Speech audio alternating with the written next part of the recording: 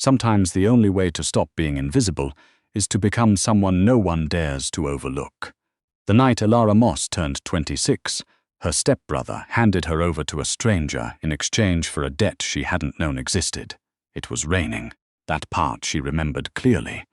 The kind of rain that doesn't fall so much as press down on you, like the sky itself has something to say. She'd been in the kitchen of the house she'd grown up in, the one her father had left to both of them when he died, even though Owen had never once treated it as something they shared. She'd been making tea. Chamomile, the cheap kind that came in a yellow box. And Owen had walked in with two men she didn't recognize and said, very calmly, as if he were reading from a grocery list, that she was going with them tonight. She'd set down the mug. She hadn't screamed. She hadn't begged. She'd asked him, in the quietest voice she owned, if he understood what he was doing. He hadn't looked at her when he answered. "You're not family," he said. "You were always just the thing Dad kept around." She'd known that for years. She just hadn't expected him to say it out loud. The men weren't rough with her. That was almost worse. They were professional about it. Polite, even. The way people are professional about moving furniture. She was a thing to be relocated. One of them held an umbrella over her head when they walked to the car. She almost laughed.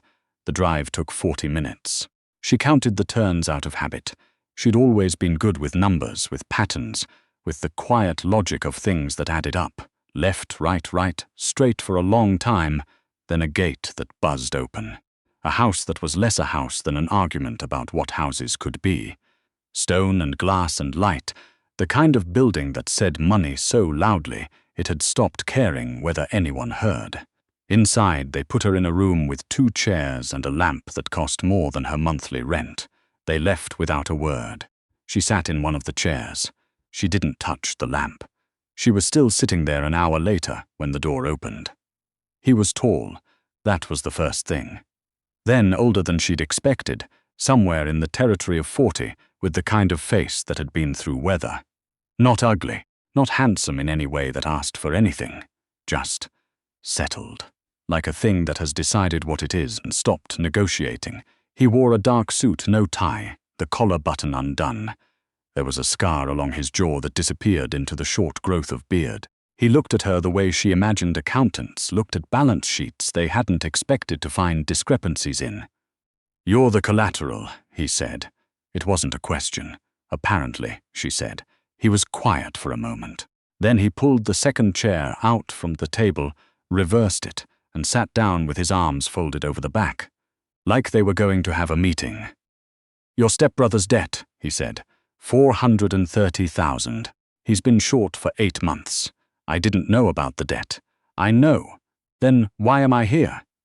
He looked at her for a long moment. "Because he offered you, and because I wanted to see what kind of person he'd offer." She held his gaze.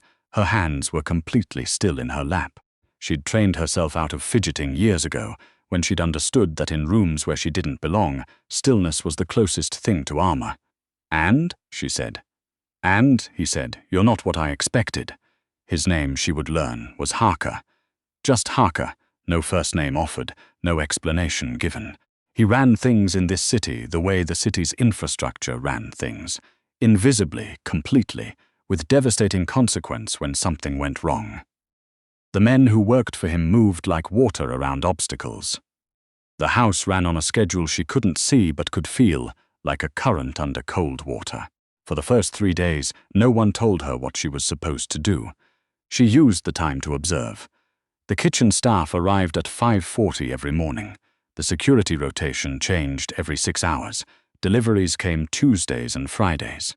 The man who handled Harker's calendar, a thin, nervous person named Obi, who wore the same grey cardigan every day, had a habit of leaving his laptop open when he stepped out for coffee.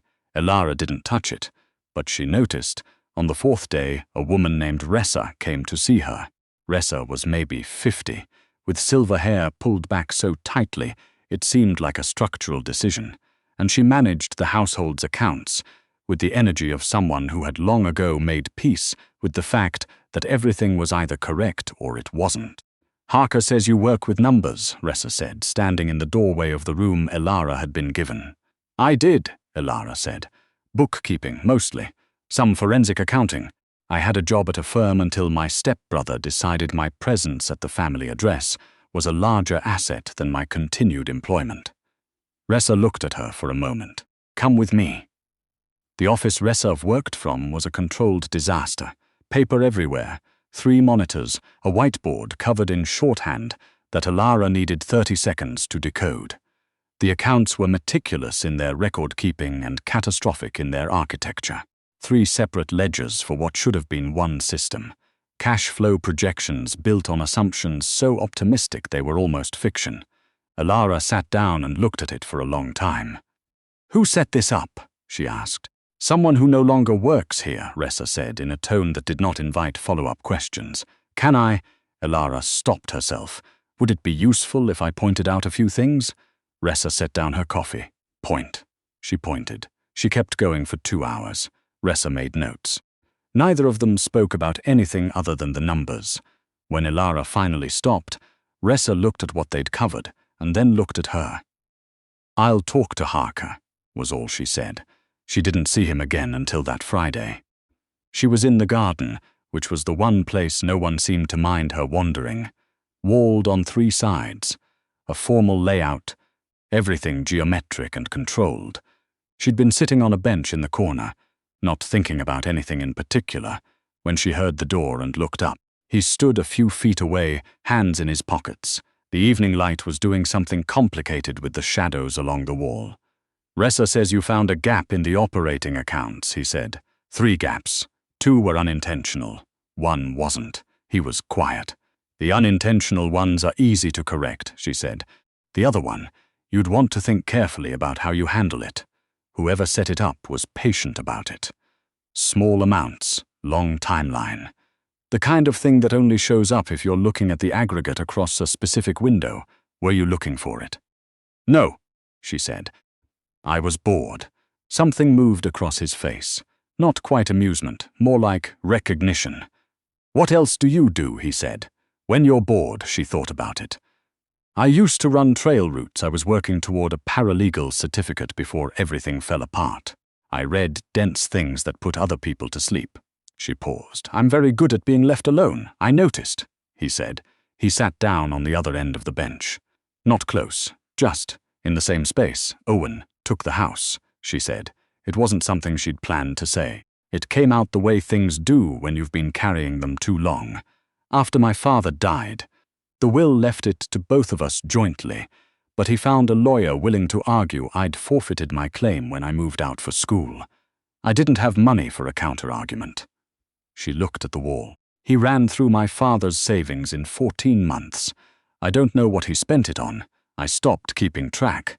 He spent it on a poor hand in a business arrangement," Harker said, "that he had no business entering." "Was it you?" she asked. "The arrangement?" He was quiet long enough that she had her answer. "I didn't know about you," he said finally, "for what that's worth." It was worth something. She wasn't sure what. She started working with Ressa officially the following week. Not hired, nothing so formal as that. She simply appeared in the office each morning, and the work was there, and she did it. The systems she rebuilt were clean and logical, cross-referenced in ways that made the flow of money legible at a glance. Ressa watched her work the way a person watches something they've been waiting for without knowing it. The household noticed her differently after that. The staff who'd moved around her like she was furniture started making eye contact. Obi, who had never once acknowledged her existence, began leaving the kitchen before she arrived, which she eventually understood was his version of courtesy. Harker watched from a distance. She knew, because she was watching too.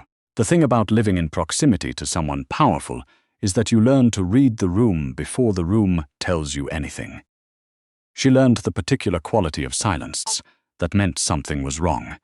She learned which questions, when asked, got an actual answer, and which ones got a door closing. She learned that Harker had 2 phones, one he answered and one he didn't, and that the one he didn't answer was the one that mattered. She learned that he came to the garden on Tuesday evenings, always between 7 and 7:30, and that he brought a glass of something that he didn't always drink. She stopped avoiding Tuesdays. They didn't always talk. Sometimes she read. Sometimes he sat with whatever he was carrying, and neither of them asked about it. It was the most restful part of her week. She hadn't expected that. "You could leave," he said one Tuesday, about a month in. "The debt is Owen's. You were never part of the agreement in any legal sense." "I'm not." He stopped. "I don't hold people who don't owe anything." She thought about it, the room she'd been given, the work that made her feel useful, the bench in the garden with its late light and its complicated shadows. "Where would I go?" she asked. "Anywhere you chose." "I don't have anything," she said. "Owen has the house, the accounts, everything my father left. I have a duffel bag and a set of skills that apparently no one wanted until now." She looked at him.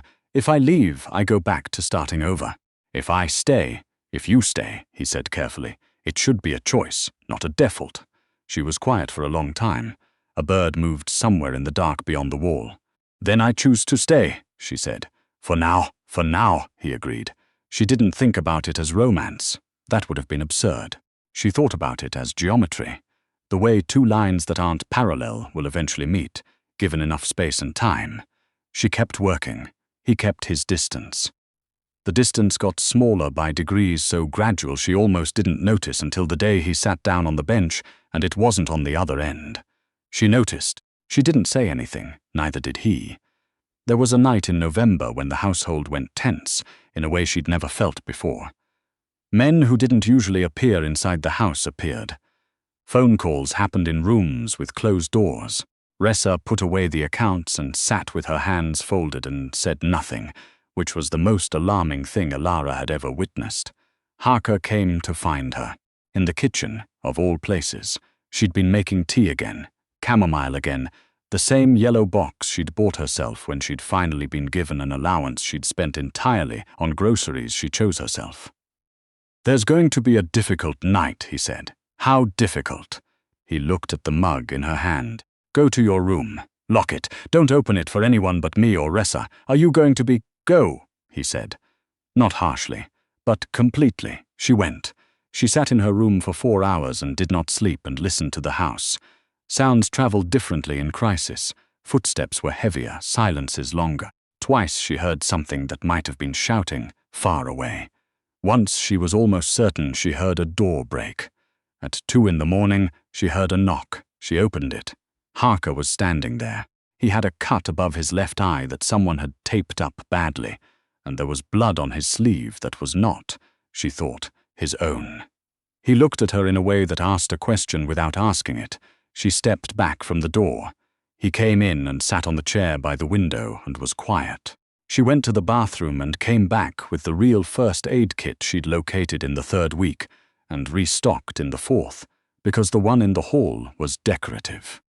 She sat on the edge of the bed across from him and started with his hands, which were bruised across the knuckles. He let her. She didn't ask what had happened. He didn't offer. At some point, she stopped working and just sat there, and the silence between them was a different kind than she was used to. Not empty, not waiting. Just shared.